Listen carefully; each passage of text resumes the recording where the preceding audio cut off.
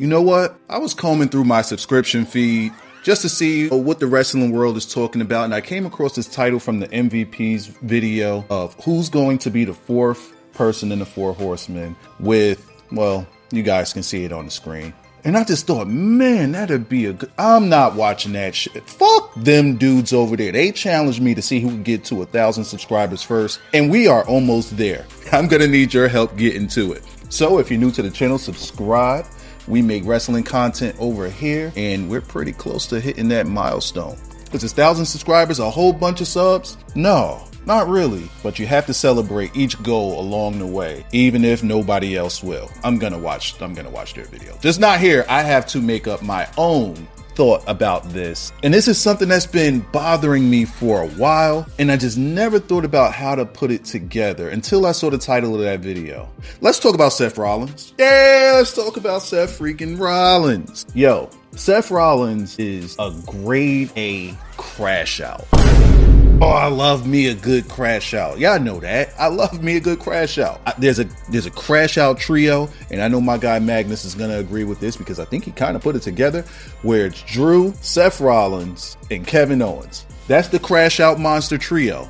We need more crash outs. We need some women crash outs. Are there any women crash? I know Jade just crashed out, but are there any women crash outs? Need more crash outs. Anyway, Seth Franklin Rollins, he's annoying as a character. I don't even want to say it that way. He doesn't annoy me personally, but I mean, like, what he's doing is he's like gnats to your food. You know, you're just trying to enjoy your food. You know, you just so happen to find that there's a crack in your window screen, and now you got gnats coming in the middle of the night. That's Seth Rollins, because he just can't find anything for himself to do.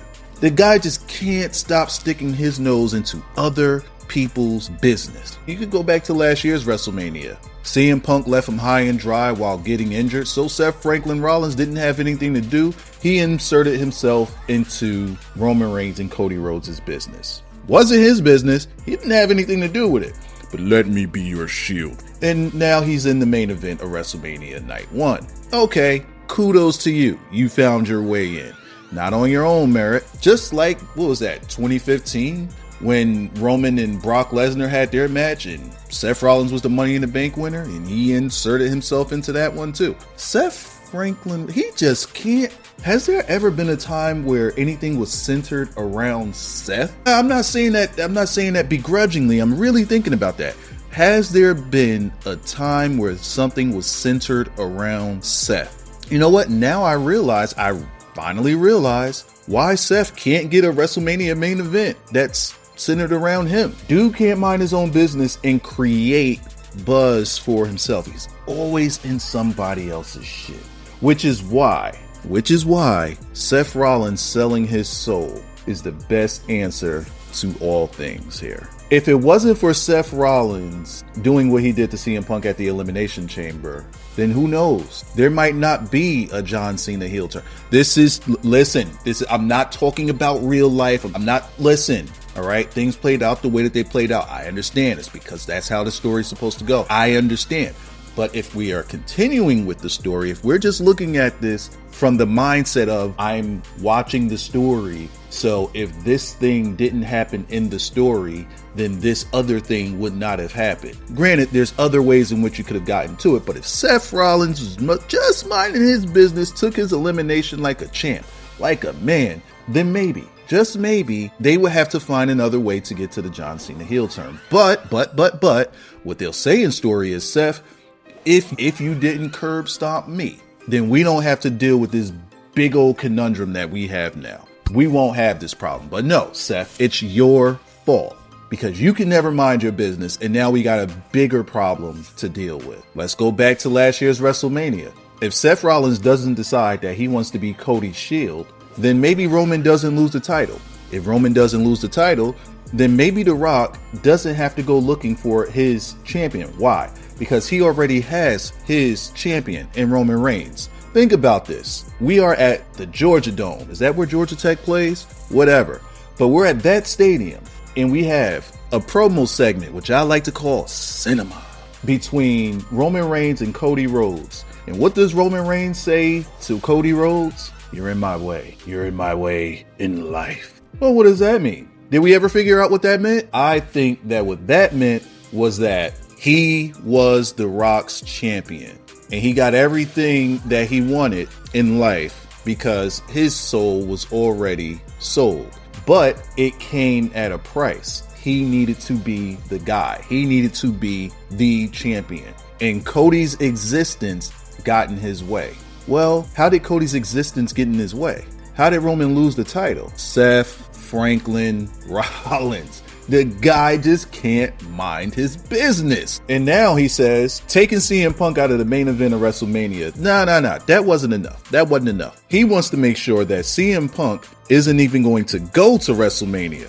Just like he did Roman Reigns. See, now, that's where you messed up. See, because you shouldn't have had any problems with Roman. Roman ain't have no problems with you. I mean, he can't stand the sight of a Seth Rollins, but he don't care.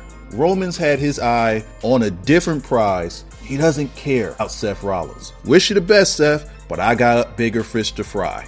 And he wanted to get to WrestleMania. Seth Franklin Rollins just got in the way of that by curb stomping. Yo, that double curb stomp was insane.